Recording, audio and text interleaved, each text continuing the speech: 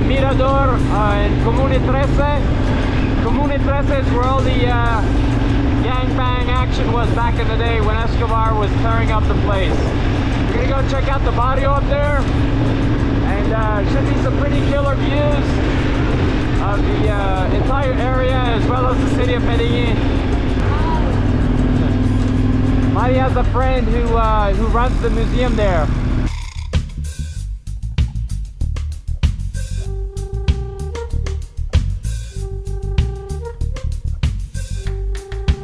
Esto acá fue terrible, la guerra que hubo y la mortandad. Toda esta calle que estamos viendo aquí, toda la gente que mataban la tiraban en este sitio. Ni autos, ni motos, ni autobuses podían subir, porque todos los cuerpos se encontraban situados en este punto.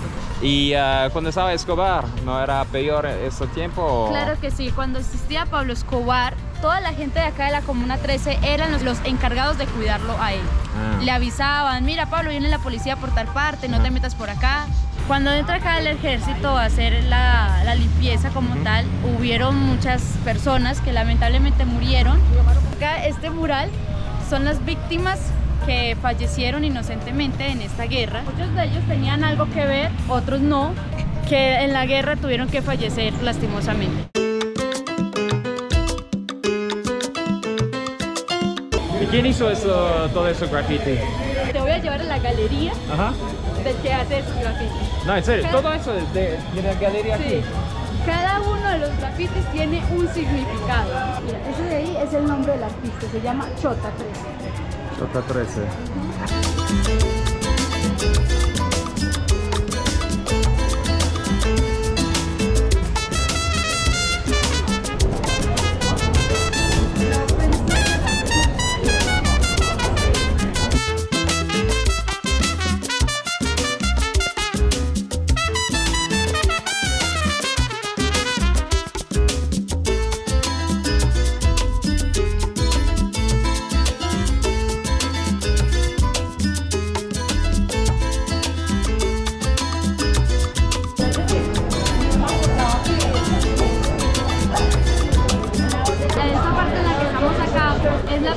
Más importante de todo el tour, porque aquí esta parte de arriba fue la que mayor se vio afectada por el impacto de balas que resultaban desde la parte de arriba que caían hasta la parte de abajo desde donde empezamos a subir hacia acá.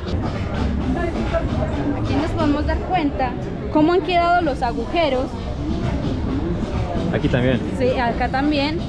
Ya, bueno, hay un montón. Sí. En los lados tiene la fecha exacta en la que pasó todo esto. El 16 de octubre del 2002. La fecha de nacimiento de mi madre. Sí, 16 ¿en de serio? octubre. ¿Y qué pasó el 16? Acá fue donde vino el presidente a armar la guerra que se llamó Operación Orión. Fue la única que tuvo éxito para poder entrar al sector y hacer el barrido que quería conseguir sobre el barrio.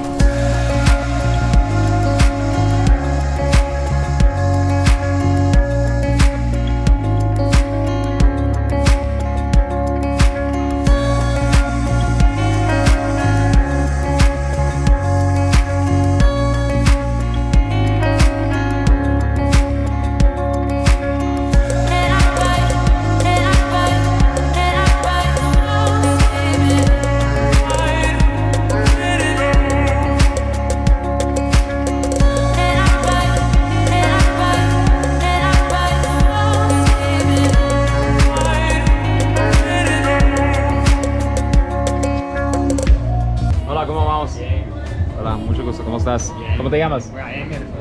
Brian Emerson. Un nombre muy colombiano.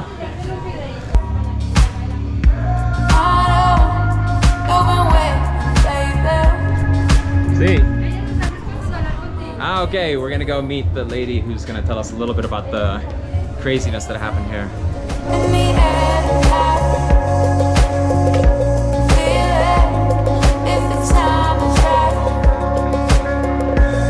¿Cómo vamos hoy? ¿Qué estamos cocinando? Sí. ¿Qué comida es de hoy? Frijol, chicharrón, chorizo, sancocho, consomé de pescado.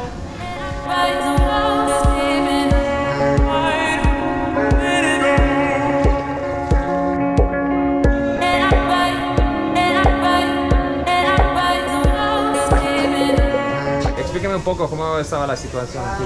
Y me vine pues a vivir acá a los 12 años. Ahí fue donde empezó la guerra y todo eso. Que la gente no podía salir a las calles y si salía tenía que salir con un trapo blanco pues como para que... Como para decir que no eres criminal. Y pues yo no salía a las calles, había muchos muertos por ahí y todo eso. Pues la vida acá durante ese tiempo fue muy dura. ¿Y cuánta gente murió aquí en el 2002 cuando viniste? Mucha. Sí. ¿Tuviste algunos que mataron? Ahí sí me tocó. ¿Cómo? Sí me tocó ver. Sí. Sí. Una vez yo iba con mi tía, salimos con mi tía y había un muchacho que le pegaron como un balazo en la cabeza. Y cuando nosotros veníamos subiendo, él estaba ahí tirado y a nosotros nos tocó ver todo eso. Wow. Parte de las historias que pasaban acá fue cuando vinieron los paramilitares que querían apoderarse de toda esta zona de acá y empezaron a reclutar a los niños menores de edad. Su reclutamiento consistía en sacar a la gente de sus viviendas, no les importaba si eran mujeres embarazadas, si eran ancianitos, los sacaba de igual manera y lo que hacían con los niños era que los llevaba a la parte de abajo donde está la cancha, que antes era de arena, los amarraban con los zapatos de los cordones y ponían a que un menor de edad le diera un tiro justo enfrente de la cabeza. Así era como sabían si servía para llevárselo o si no servía pues lo mataban al niño también. Porque a mucha gente después toda esta trama pierden la cabeza, pero tú estás, no sé, me parece muy normal, muy buena gente. Uno tiene que enfocarse en otras cosas, pues ha pasado cosas duras y difíciles, pero uno no se puede quedar como ahí pensando en lo que pasó, sino como en avanzar y seguir adelante. Bueno, el consejo que yo les puedo dar a las personas que estén pasando pues por la misma situación que alguna de nosotros pasamos aquí en la Comuna 13 es que busquemos de Dios, que Dios es el único que lo puede solucionar todos los problemas y por más duro que estemos pasando las cosas hay que seguir adelante y no echarse a morir. Muchísimas gracias Maritza. Con gusto. Mucho gusto. Muchas gracias. Con gusto. Perfecto. Hola amigo, ¿cómo vamos? Bien. ¿Qué estás comiendo?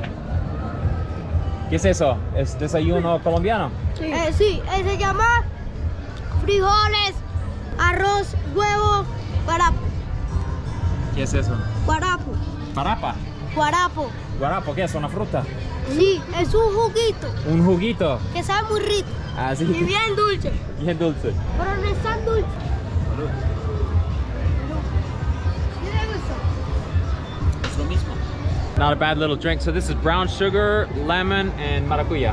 Passion fruit, really delicious.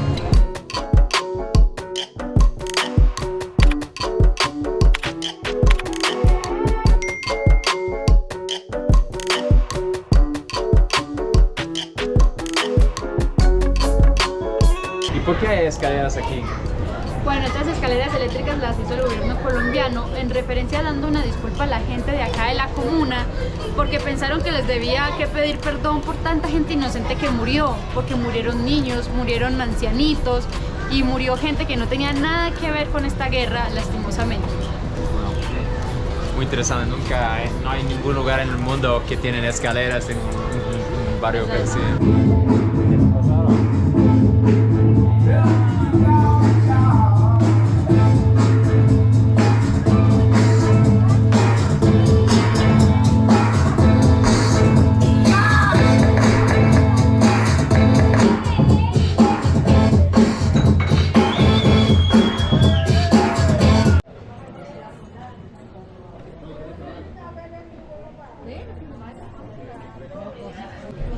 Bueno, acá estamos con la señora Magdalena. Ella es una de las personas que vivió toda la guerra que pasó aquí en la comuna.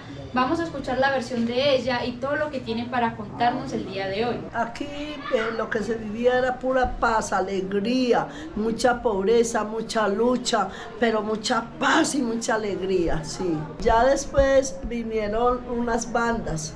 Las bandas fueron pues poniendo su régimen y fueron matando, fueron haciendo desórdenes y ya luego llegan las guerrillas. ¿Cuántos muertos has visto aquí en la Comuna 13? Muchos, yo no tengo el recuento, pero muchos. Sé que yo caminaba por todos estos barrios y yo veía mucho muerto. Íbamos a la escuela del 20 porque aquí nos tocó 6 niños que quedaron huérfanos de la guerra porque los papás tuvieron que irse y quedaron huérfanos por ahí y me tocaba llevarlos a la escuela del 20. Yo también fui pues allá una de las gestoras de organización social allá en la escuela y nos tocaba alargar los pies para pasar por encima de los difuntos. ¿Quién era el encargado de vigilar la parte de que en este barrio solamente entrara gente del mismo barrio? Mi amor, aquí estábamos solos, solamente vigilaban las guerrillas, no más las meras guerrillas, estábamos en manos de ellas. Muchas veces nos invitaban a reuniones y a mí misma me dijeron, aquí nosotros vamos a salir en cuatro tablas, salimos, pero no vamos a salir corriendo. Y a mí me tocó llevar o ir a la cárcel porque mi hijo me lo llevaron como falso positivo. Muy duro fue, muy duro. Y ver madres que se revolcaban de la tristeza viendo a los hijos tirados en el suelo con 3, 4 balazos. Vecinitos, mucha gente. Nos tocó ver mucho.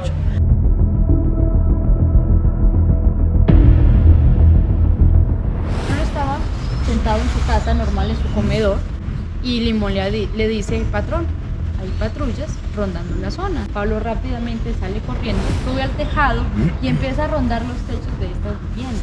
Pablo tenía un lema que decía, prefiero una tumba en Colombia que una cárcel en los Estados Unidos. Pablo saca su arma de 10 milímetros, la policía de Colombia solo usaba 9 milímetros, y se apunta al lado de la oreja, aquí atrás. Él se mató, se suicidó. Y se dispara. Pablo Escobar was not killed by DEA. He was not killed by elite Colombian military units. Put a bullet in his own head. He carried a 10 mil. Colombian cops and whatnot, they all had 9 mil. So when they did the autopsy, they told the brother, yeah, he had one bullet that killed him. That was a 10 millimeter bullet. And then 4 other bullets, 4 other 9 mils in there so that the Colombian police and military could take the credit for that. ¿Y él está corriendo en estos techos? Él salta por ahí Ajá. y cae ahí así, encima de ese tejado. Ajá.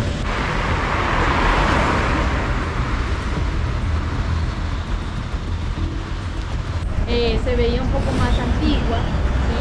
Más dejada. Ahora la renovaron por completo, haciéndole el piso de arriba también. Pero esta era la casa oficial como aparece en internet. Esta lo hacen porque la gente de la calle o muchas veces incluso los turistas se estaban metiendo a hacer daños en las propiedades. Esto lo hace la DEA, dando a entender que todo lo que la DEA toque, nadie más lo puede volver a tocar.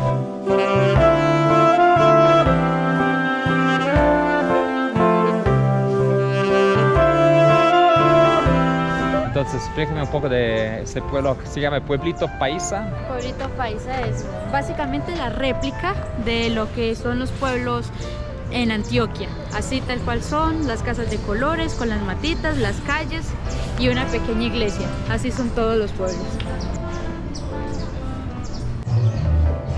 ¿Y aquí qué tenemos aquí? Este es el plato típico antioqueño. Se llama bandeja paisa. Tiene de todo y es delicioso.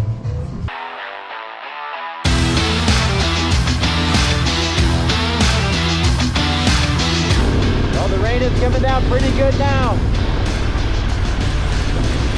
Nice and wet. The roads are nice and slick. Too bad she's got some bummers, but